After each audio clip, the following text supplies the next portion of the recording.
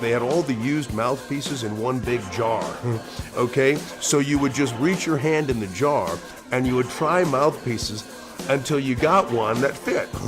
And then you hop in and you spar for a while, and then when you're done, you take it out and you put it back in the jar. I mean, what other sport?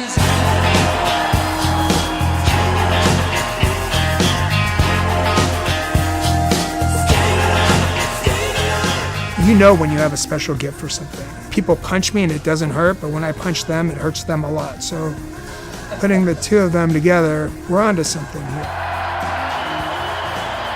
This is the real deal. You want to see who's the baddest, toughest dude out there. This is what you do. So I was pretty much hooked. I see this octagon in the middle, and I see Joe Dirksen inside of it practicing and going over his pre-warm-up and all these things, and the tear pulls down my cheek, and I'm like, this whole thing beats working 9 to 5. Axel Schultz is supposed to fight Felix Savon from Cuba, but he's so scared of Felix Savon, pulls out of the World Championships. He pulled out of the World Championships out of fear of Felix Savon, who I fought 2 years later in Camp Lejeune, and had him down in the first round. My dad said, no, keep hitting it. I said, I don't want to hit it. You're going to be a boxer. I don't want to be a boxer.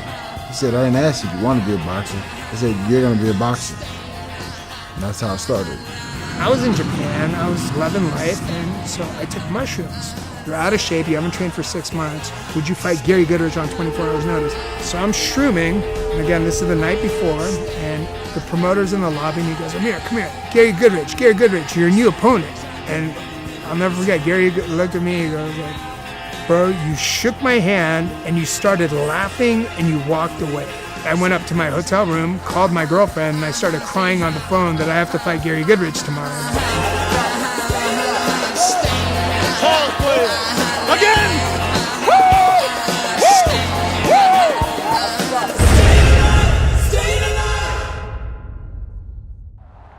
Come on, let's go. Mental disability is a huge thing. It's got me crippled. The opponent he never saw coming, a disease that strangles his brain cells, causing memory loss, speech problems, and explosive behavior. In 2012, doctors diagnosed him with degenerative dementia, a type of CTE. It's caused by repeated blows to the head. You constantly forget on a daily basis, all the time. We interviewed you in 2012. When did you start noticing a lapse of memory or whatever your case was? It sneaks up on you. It's like a shark in the water that you can't see. Do you remember that? Were we here at those? No, it was in Los Angeles. No, I don't remember. After I first learned about Gary Goodrich and his CTE, another close friend of mine, I asked him, I go, man, have you seen that thing on Gary Goodrich? Do you know about CTE? And he goes, I've been diagnosed with CTE and early stages of dementia. And then I started doing more and more digging, and who else in my inner circle? The next, Oscar De La Hoya. Those are some pretty big shoes to fill. I love the sport. I was a 2000 Olympic alternate as an amateur, and now I'm ranked #1 in the world, soon to be a world champion.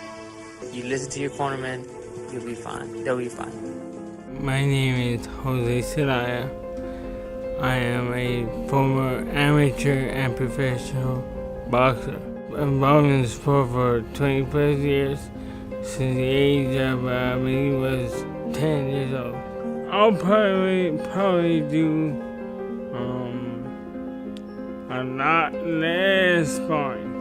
In my opinion, 60-70% of damages happen in training before the fight. The fighting is the freaking easy part. It's one guy and it's 10 rounds and let's go. It's all from the training. It's all from the training. The fighting is the easy part. It was the everyday grind that broke my body apart. Why are we sparring 5 days a week when my fight is out 6 months from now? There's plenty of different ways for us to get to the point where we need to be great at what we do. We don't need to fight 5 days, 6 days a week, every single day for years on end. You're working as a sparring partner for guys like Evander Holyfield and Lennox Lewis, and especially Mike Tyson, and they're paying you, you're working.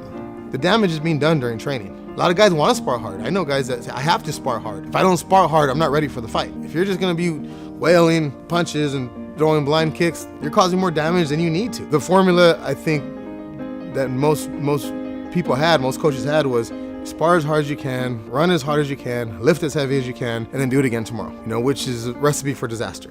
No matter what you do, you're gonna get hit because that's the game. I have a speech impairment, and they're saying obviously it's from boxing, but they can't find the damage inside of the brain.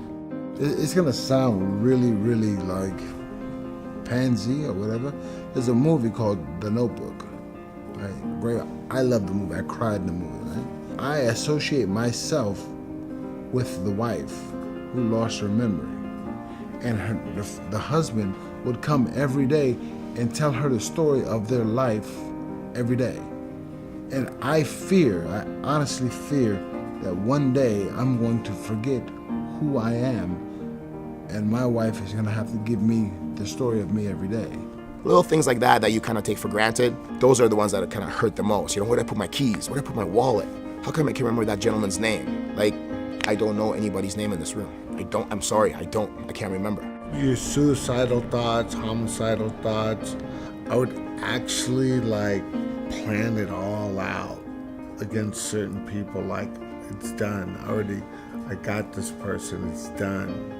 They diagnosed me at the Cleveland Clinic of having CTE.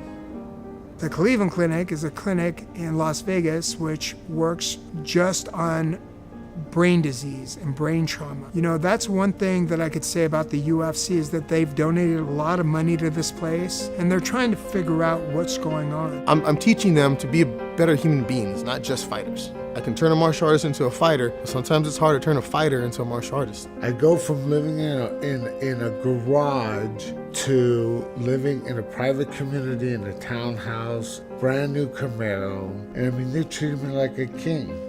You can quit, but if you quit, you go back to living in the ghetto in the hood, never going anywhere.